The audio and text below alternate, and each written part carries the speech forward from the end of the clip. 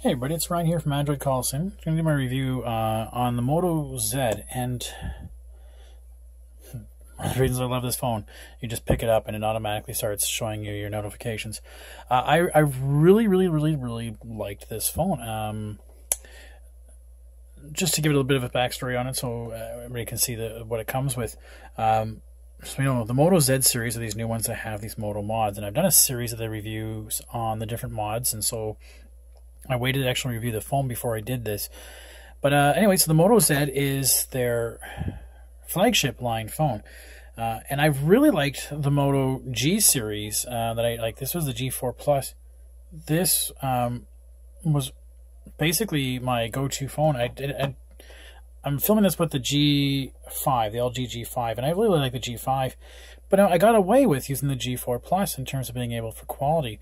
So when it came to the Z, that's really nice. I do kind of miss the fact that this is very tall. I kind of got used to having, 5.3-inch phone. This is 5.5, and then it has a big chin, big top, so it is bigger. So I kind of miss that. But it is super thin, and you kind of have to use one of these little style shells just to give it back some thickness to it and to make you feel. I reviewed a while ago talking about the bumper case that it comes with if you want to use that. I didn't really like it personally. I found it added too much thickness to it, but again, we'll talk about that later in the other video. So what does this phone have? So it has your power button, your volume controls separately. They're a little high up on there. Personally, I would like the power maybe a little more center, the volume a little bit down more, but that's fine. We have the SIM tray and the micro SD slot up here. What you are not going to see is a headphone jack. Now, the Z Play, which is the slightly bigger, slowed down version in terms of a processor, has the headphone port. This comes with that adapter. So it's funny showing my friends who have this, and they go, "There's no headphone jack." Ooh. Apple had a problem with that. I'm like, well, this guy came out first. But anyways, it's funny how in almost a month that I've had this phone, I think I've run into that situation once where I'm like, oh, that's right, I don't have a headphone jack, and I left that little doohickey at home. Otherwise, everything else is Bluetooth. I don't think I've ever really run into that issue. One thing I've really enjoyed about this phone that the G4 didn't have was that I could just hit that button and it brings me straight in there. And it goes there, and it's not really a button. It just senses that I touched it, right? And then reads my fingerprint and turns it off. You need your fingerprint to turn it on. I can use any other thing to turn it off. I love that feature because I didn't like the actual physical button like we have on the iPhone or I have on the Samsung phones. I don't like that physical button, but this is kind of nice. It's just that. Now, in terms of stock, I talked about the Moto G4 Plus way back when, and this is pretty much stock Android. This is it. We have pretty well stock Android. All the basic features of what, stock Android is going to have into it, and just has a couple extra of those Moto features. We have the device help. We can go into there. We can learn about our thing. We can learn about how to fix. We can do hardware tests. So a really cool way. I don't know if you guys are picking up on that. The screen's a little bright for this. Might have to turn that down. Maybe that might be easier for you guys to see. Might be easier for you to see that. Yeah. Anyways, so I find it's pretty good. A lot of little features like the twist to bring up the camera is really nice, right? And then you can just use volume key to take a picture. I do find that the double chop isn't as good as the G4 Plus was. Like the G4 Plus seemed to go off with a hair trigger. This one I have to really... Oh, come on. Even still, it's not doing it quite. There we go. I think I really give it a... So that's one thing down that, that versus the other devices that I've seen from Motorola. It really is. You'll notice it has two microphones here to pick up some, really clean up the ambient sound. And there's a tiny little sensor in there, and I guess that's what they use to notice whether or not you're close to it or not. Now, I accidentally set up the settings for, for the Moto features. So you can go into the Moto features, and I use the OK Moto instead of OK Google.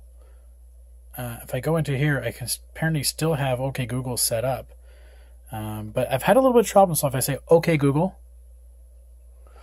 or if I set to say OK Moto, Moto seems to work a little better, and even then it's not as great as it tends to be. Another neat feature that they had on the Moto is the display action. So here's all the cool features it has, right? So the do not disturb, pick up, stop ringing, is the driving feature. I wonder where that is in here. I don't know. I just noticed that when I started driving, I started saying, hey, do you want me to turn on a driving feature? That basically, as soon as I start driving, a little thing comes up saying, okay, we're driving. And basically what it does is it starts reading out my text messages for me. So it's kind of neat that I'll be driving along, I'll be bopping around to tunes. It'll pause, and it'll say, you have an incoming message from so-and-so. Do you want to listen to it? And I can say, yes. And then it'll read it out for me. Really cool. Neat little feature. And it even seems to pick up as soon as I actually jump into my car. Before I start moving, you know, whether it recognizes the fact that that's where I parked my car earlier and now I'm sitting back in that spot, it already puts the driving mode on. What else have I really noticed? I mean, it's the flagship phone. It's not going to have any stutter. It's not going to have any lag. The battery at like 2,600 milliamps is getting me through the day. No problem. I mean, I haven't complained about that. We do have the Incipio mod I can just plop back on. So that's kind of cool if I needed the extra time. So I'll be interested to see how the G4, or sorry, the Z Play will last out in terms of battery, because that's like a 3,800 milliamp hour battery, or give or take, or some big whack a number that you never need to worry about. But yeah, like not a hiccup, not a condition whatsoever. Again, I just would have wished that the camera app would have been a little better. Just one thing I have noticed, the camera app isn't as fully robust as I personally would like, especially when it came to the Hasselblad. So getting into your modes, right? So I would go into the different modes. I can do panoramic, whatever, professional mode, and this is where I can play around with the white balance. You know, no, it's a little more like that. No, it's more like that. Right, I can play around with how much I want. So not a lot of really playing around features, or it's not as super as easy to get to a lot of these features. And if you tilt it that way, it's a little bit easier. I'm not sure if you guys are seeing this too well, but I'm just maybe I'm used to different with other phones in terms of how they handle that. Especially with the video feature. If I want to take a video, I have to put in the video mode. I'm used to just having two buttons, video or things. So minor details, I'll get used to it. But I really, really loved this phone, and I'm very interested to see how the Z Play will hold up, because this has been an absolute phenomenon in terms of being for use. No stutter, no lag, no anything. It's been phenomenal. So will I notice the performance difference between this and the Play for the battery? So that'll be another thing to try out.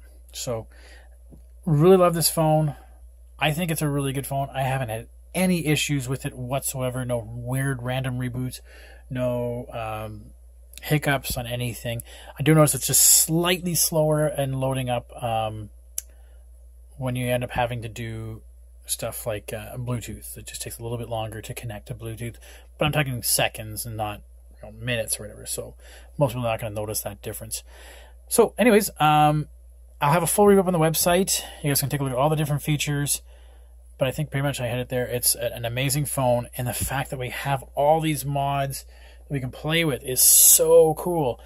$900 off of contract. Way better deal, I think, than buying like the Pixel, personally. Because you're getting pretty well stock Android and then some. Anyways, I'll have the website up. The review up on the website. Tell me what you think. Love to answer any of your questions. Thanks so much, everybody. Bye.